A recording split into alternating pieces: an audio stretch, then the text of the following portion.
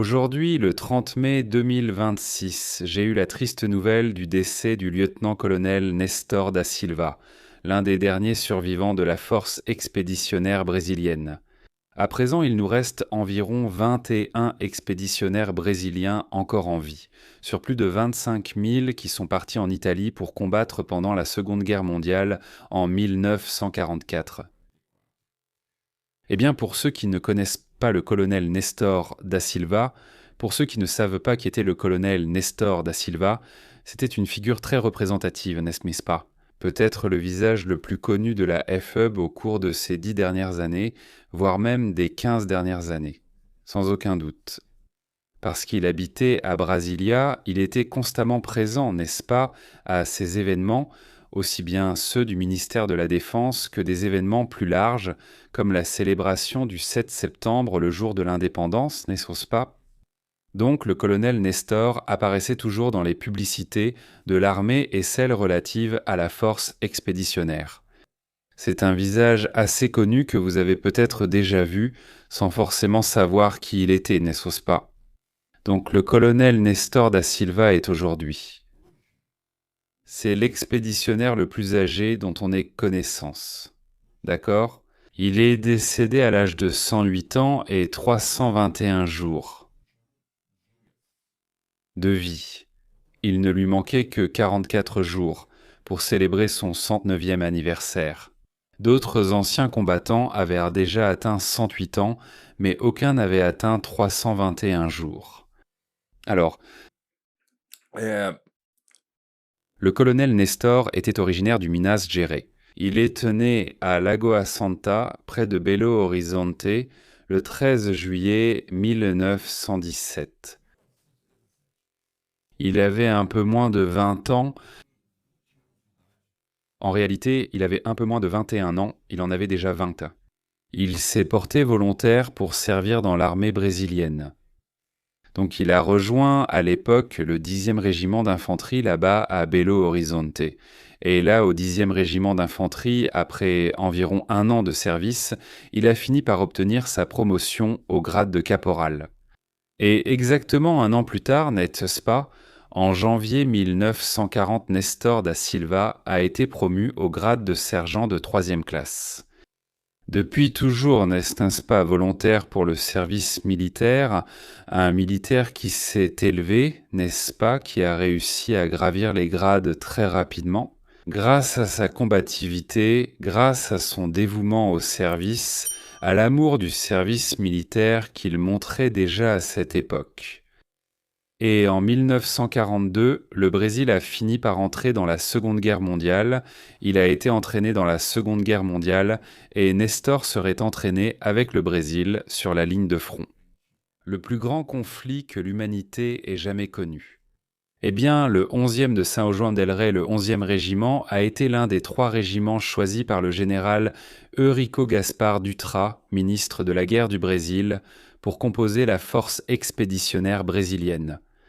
Il se trouve que la force expéditionnaire brésilienne devait être constituée selon les normes d'une division d'infanterie des États-Unis, car elle servirait au sein d'une chaîne de commandement américaine avec la chaîne d'approvisionnement américaine. Par conséquent, l'inspection médicale américaine a fini par refuser la grande majorité des militaires du 11e régiment d'infanterie.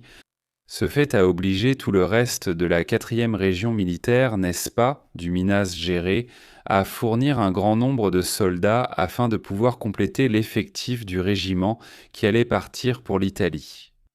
Par conséquent, dans toutes les grandes villes de l'État, où il y avait des régiments, des bataillons de chasseurs et même des centres locaux d'instruction militaire, de nombreux jeunes ont été appelés au service, en raison de son excellent dossier médical.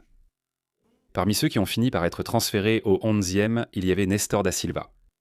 Et le sergent Nestor en arrivant au 11e, le 13 janvier 1944. C'était quelques jours plus tard, n'est-ce pas, en fait?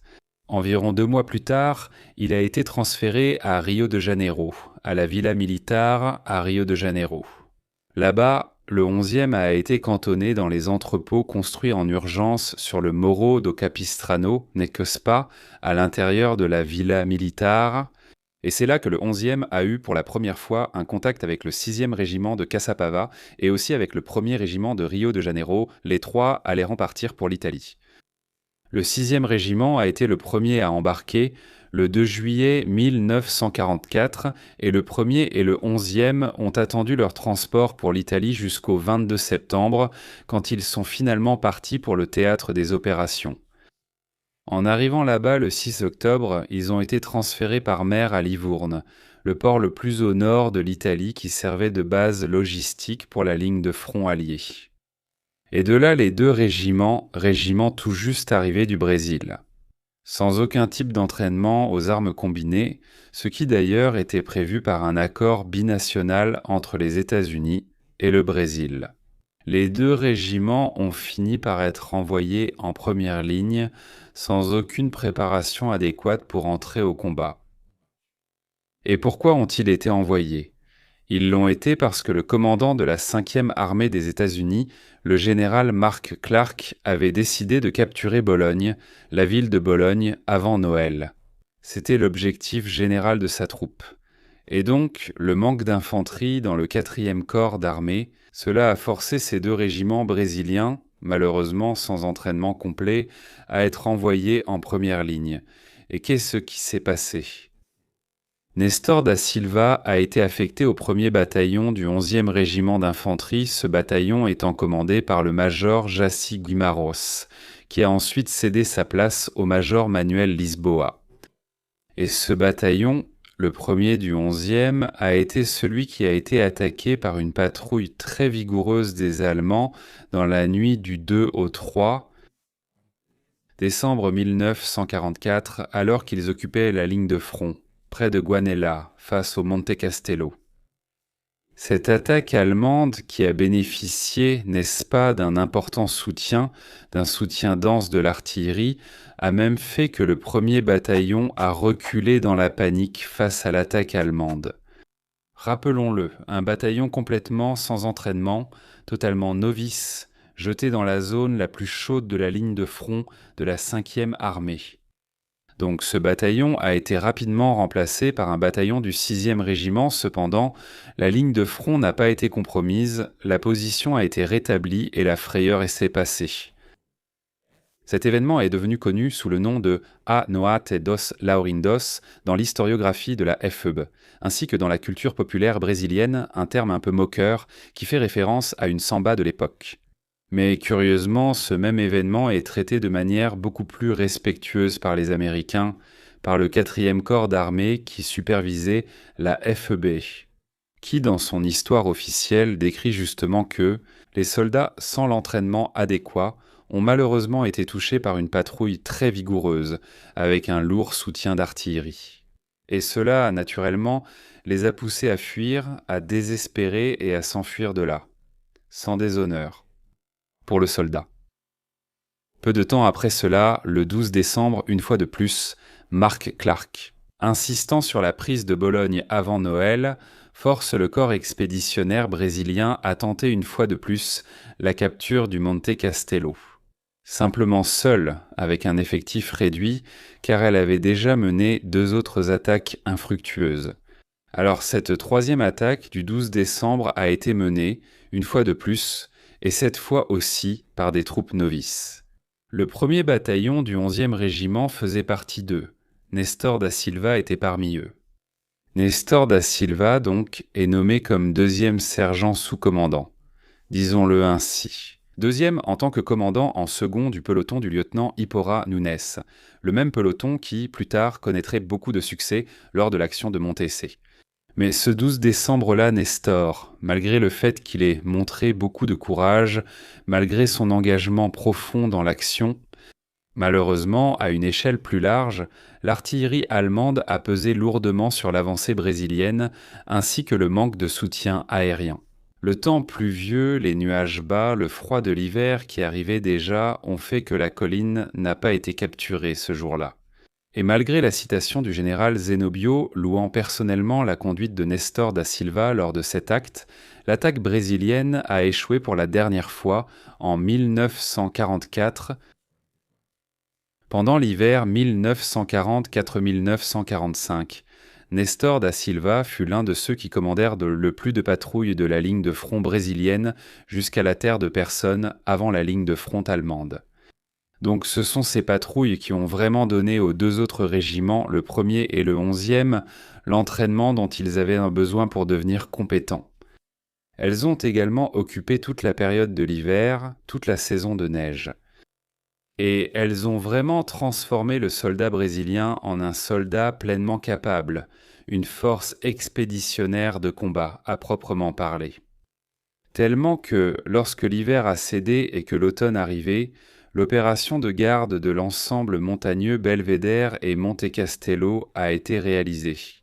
Et ce jour-là, le 21 février 1945, lorsque Monte Castello a effectivement été prise, le bataillon du sergent Nestor était en réserve. Cependant, lors de la dernière action de cette offensive, appelée Plan Encore, là oui. Le bataillon du sergent Nestor, désormais commandé par le major Lisboa, Manuel Lisboa, a joué un rôle clé dans la prise de Castelo Nuovo, une localité qui était la dernière tenue par les Allemands dans ce groupe de montagnes. Et la prise de Castelo Nuovo par la FEB a été considérée comme l'action la plus brillante de toute cette offensive. Elle a été personnellement félicitée par le général Mark Clark et par le général Willis Krittenberger, commandant du 4e corps d'armée.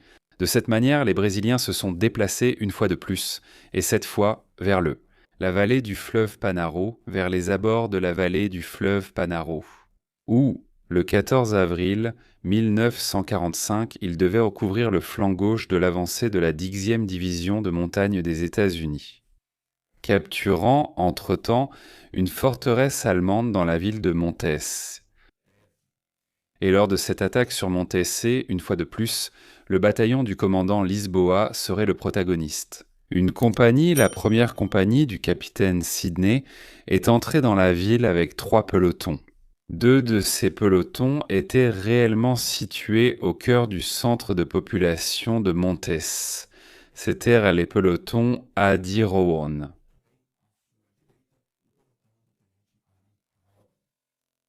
Nunes est aussi, sur sa droite, le peloton du lieutenant Harry Awan. Et Nunes et ses soldats, ainsi que le sergent Nestor, ont subi une forte attaque d'artillerie allemande, concentrée au centre de la ville qui a démoli plusieurs bâtiments de Montes. Et cela a beaucoup compliqué l'avancée, coupant le peloton du contact avec le reste de la division pendant la majeure partie de l'après-midi du 14 avril, et au début de l'attaque, précisément dans les premières heures, à la droite de Porrand Nunes. Le peloton du lieutenant Harry Awen s'est retrouvé paralysé par un champ de mines.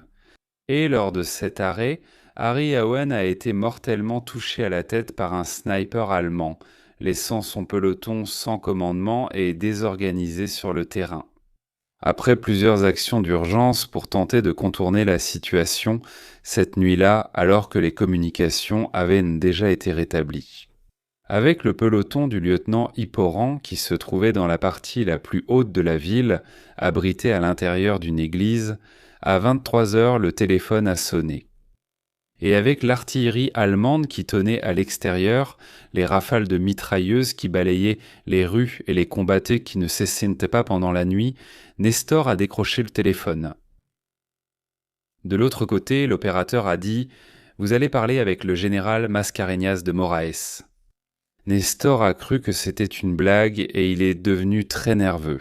Il a dit d'arrêter cette plaisanterie immédiatement parce que le combat était ininterrompu dehors. Il a même mis le combiné du téléphone dans le trou du mur pour que l'opérateur puisse entendre les rafales de mitrailleuses et l'impact de l'artillerie allemande. Mais ce n'était pas une plaisanterie, c'était vrai. Le général Mascarenhas a pris le téléphone et a parlé directement avec le sergent Nestor. Sergent Nestor, en ce moment même, je te promeux au grade de sous-lieutenant. Vous devez quitter votre peloton et immédiatement prendre le commandement du peloton à votre droite. Honore ces étoiles. Honore notre armée. Avec ce message, Nestor est sorti de l'église et a pris le commandement du peloton de feu, le lieutenant Harry Awen. déplaçant enfin le peloton du point où ils étaient le paralysés et le conduisant. L'achèvement de la prise de Montez dans la matinée du 15 avril. De cette façon, la force expéditionnaire a réussi à déloger les Allemands de leur dernier grand bastion dans cette région montagneuse, faisant en sorte que la vallée du fleuve Panaro soit prise, et forçant les Allemands à abandonner les Apennins dans tout le secteur. Ce mouvement est attribué au fait que les Allemands ont abandonné très rapidement le secteur de San Benedetto, un pont qu'ils n'ont finalement pas détruit. Ils ne l'ont pas détruit.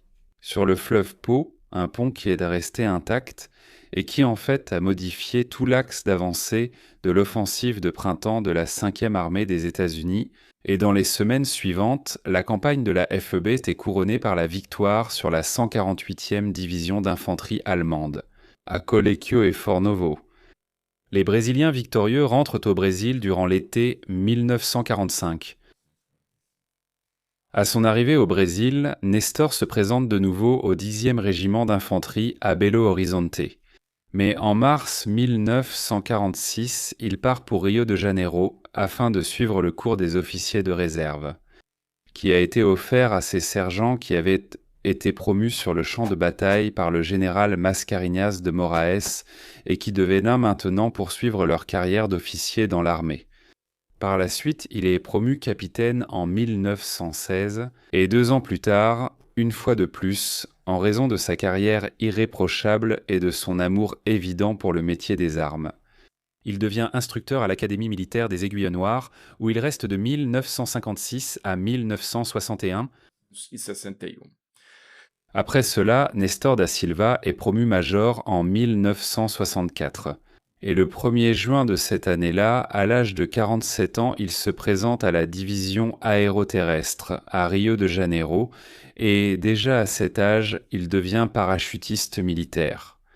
Nestor ne s'arrête pas, car 2 ans plus tard, en 1966, il obtient son certificat de maître de saut et continue à servir avec les parachutistes, jusqu'en 1971 lorsqu'il est transféré à l'état-major des forces armées, à Brasilia, déjà avec le grade de lieutenant-colonel. Il passe à la réserve l'année suivante, en 1972. Il travaille encore quelques années dans le secteur privé. Comme je l'ai dit au début de cette vidéo, Nestor da Silva a été l'un des visages les plus connus de la force expéditionnaire brésilienne ces dernières années. Et en 2017, j'ai eu le grand honneur de le rencontrer personnellement et aussi de l'emmener à la Campus Party Brasilia, n'est-ce pas? Un grand événement de technologie, de jeux vidéo qui se déroule principalement à São Paulo, mais qui a déjà eu lieu dans de grandes villes du Brésil, et qui a d'ailleurs toujours lieu aujourd'hui. Et j'ai amené ce qui est encore aujourd'hui le conférencier le plus âgé de la Campus Party dans tous les événements, dans toute l'histoire de cet événement. À 99 ans, sur le point d'avoir 100 ans, le colonel Nestor est monté sur scène pour parler de son expérience pendant la Seconde Guerre mondiale, en lien avec le succès des jeux de tir à la première personne. N'est-ce pas? Tant de personnes présentes là-bas sont des fans passionnés. Et, à la fin de sa conférence, il a été applaudi chaleureusement.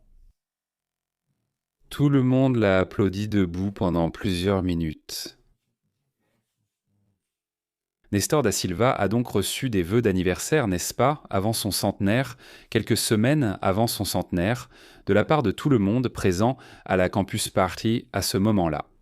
Et après ça, mec, de la scène de la Campus Party jusqu'à la porte de sortie du centre de congrès Ulysse Guimarães, on a mis 40 minutes, 40 minutes, 40 minutes, pendant lesquelles il a été chaleureusement salué, embrassé, il a reçu des cadeaux, il a été félicité par de nombreuses personnes qui étaient vraiment reconnaissantes de l'avoir écouté. Un témoignage à la première personne à la hauteur de ce qu'a accompli par le colonel Nestor. Il a été blessé au combat à Montez, un éclat de bombe a déchiré son casque et a touché sa nuque, c'est-à-dire qu'il a failli mourir. Il a mené des actions de combat remarquables de façon individuelle. La capture des Allemands dans le cimetière de Montessé en est un exemple clair. Donc il est détenteur de la croix de combat de première classe pour un fait individuel et également détenteur de plusieurs autres médailles de la force expéditionnaire ainsi que d'autres distinctions ultérieures. Nous arrivons à l'année 2026. Nous faisons nos adieux.